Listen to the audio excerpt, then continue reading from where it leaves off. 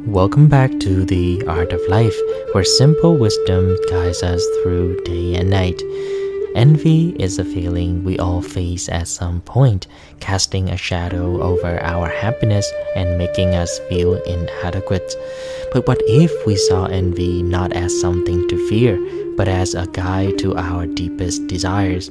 In this video, we'll explore how philosophers understood envy and how we can turn this emotion into a path towards self-discovery and inner peace.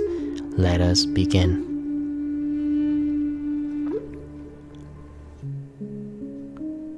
Envy is a feeling as old as humanity itself. Ancient philosophers like Aristotle believed envy arises from our perception of inequality. When we see others with something we desire but feel is out of our reach, envy quietly creeps in. Aristotle also reminds us that envy stems not just from desire, but from a sense of injustice, when we believe someone else is undeserving of what they have. But in truth, the world doesn't owe us fairness. The Stoics taught us this: the universe is indifferent, and so must we be to things beyond our control. When we compare ourselves to others, we create suffering in our minds.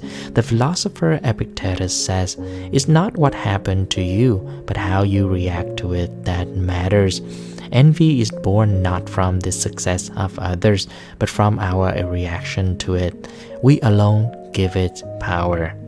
But what if we could shift our perspective? What if we could transform envy into a source of growth? Nietzsche spoke of envy as a force of self-overcoming, an emotion that, when understood, can push us toward transcend our limitations, to strive towards our highest potential. Envy reveals our deepest desires, but those desires are not inherently negative. They can guide us towards what truly matters to us. Ask yourself, what does this envy tell me about my own path?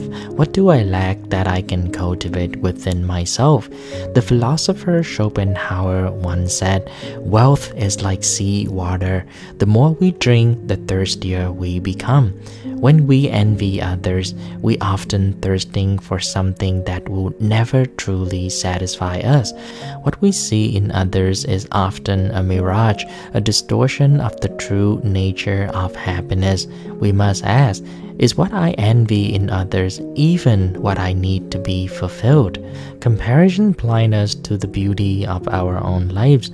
The Buddha taught that craving, whether for material things or for status, only leads to suffering. When we compare, we forget to appreciate our own journey, the uniqueness of our own experience, and the lessons we are meant to learn. Envy, when approached with mindfulness, can become a guide rather than a trap. The ancient Greeks believed in the concept of eudaimonia, human flourishing. And envy, when understood, can point us towards this flourishing, towards the pursuit of our own fulfillment rather than the mere comparison with others. Ask yourself, what does this envy truly want me to know? Is it telling me that I long for a deeper sense of purpose, a more meaningful connection, or a change in my direction? When we listen carefully, envy doesn't need to be an enemy. It can lead us back to ourselves. Gratitude, as the Stoics often taught, is the antidote to envy. When we learn to appreciate what we already have, we realize that our lives are already rich in their own way. Marcus Aurelius once said, "The happiness of your life depends upon the quality of your thoughts." Envy fades when our thoughts shift from what we lack to what we possess. Life is not a competition, and envy only serves to distract us from our own growth. We may not have everything we desire, but we have enough to continue moving forward on our path. As Lao Tzu said, "He who knows that enough is enough will always have enough." Remember, your path is yours alone. In that, there is immense beauty. As the philosopher Seneca taught, the true happiness is to enjoy the present without anxious dependence upon the future. Appreciate the progress you have made, and envy will lose its hold over you. Thank you for joining me today.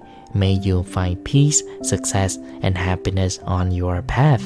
If these insights resonated with you, please pass them on to your loved ones. And this is The Art of Life, signing off.